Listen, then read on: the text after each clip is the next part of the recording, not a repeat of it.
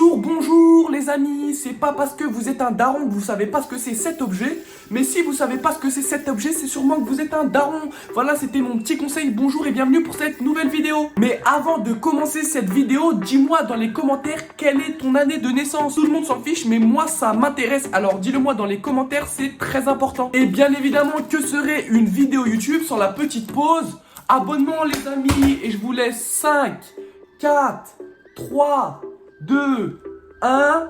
Vous êtes tous abonnés parce que vous êtes les boss. En plus, quand on dit le mot abonné, en général, ça clique automatiquement sur le bouton abonné. Alors, abonnez-vous les amis. Vous êtes tous abonnés? Alors, let's go les amis. Si je dois les fumer, je le ferai tout seul. Tire sur la...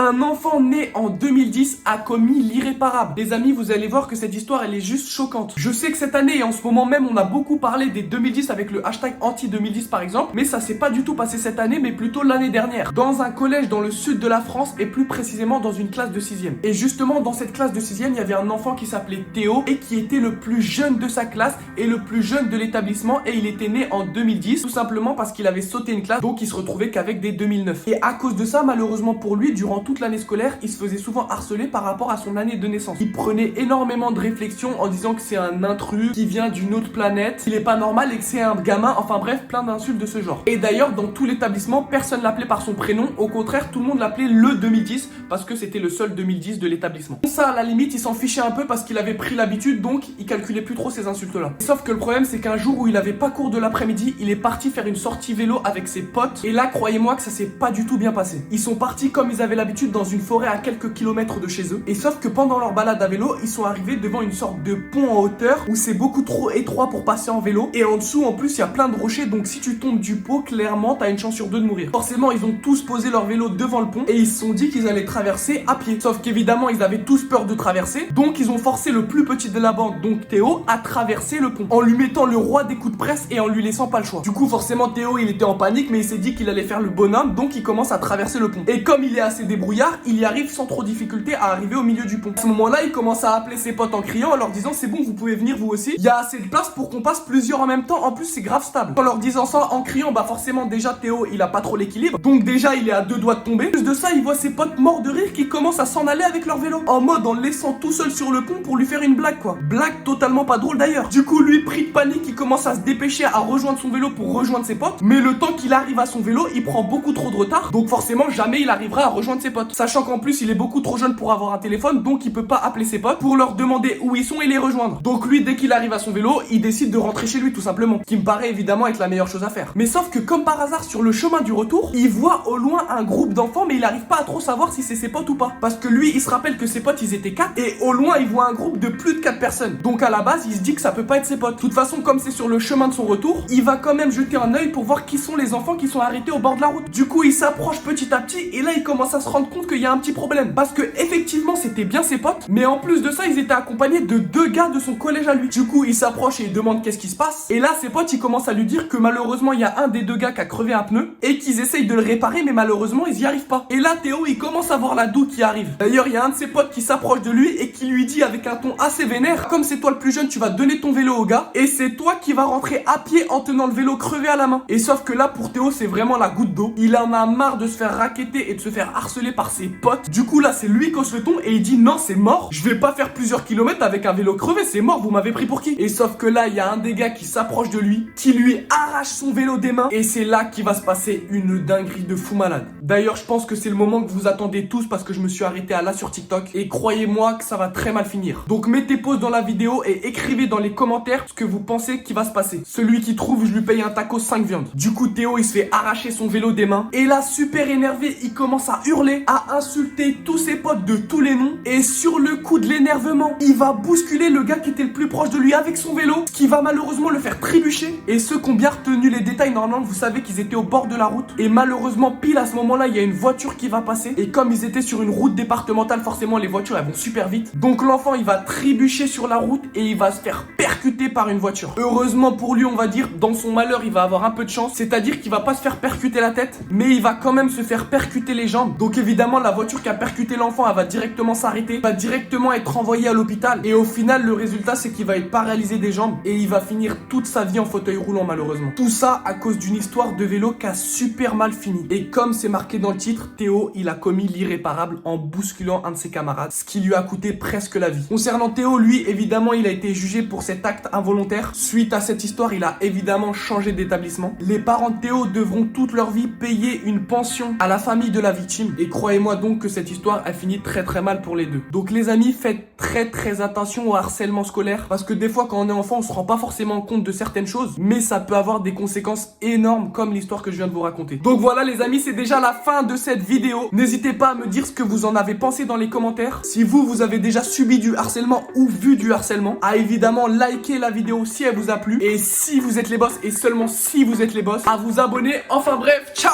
J'ai grandi seul, j'ai compris seul que c'est pas toi qui va me faire manger, puis vice versa. J'ai grandi seul.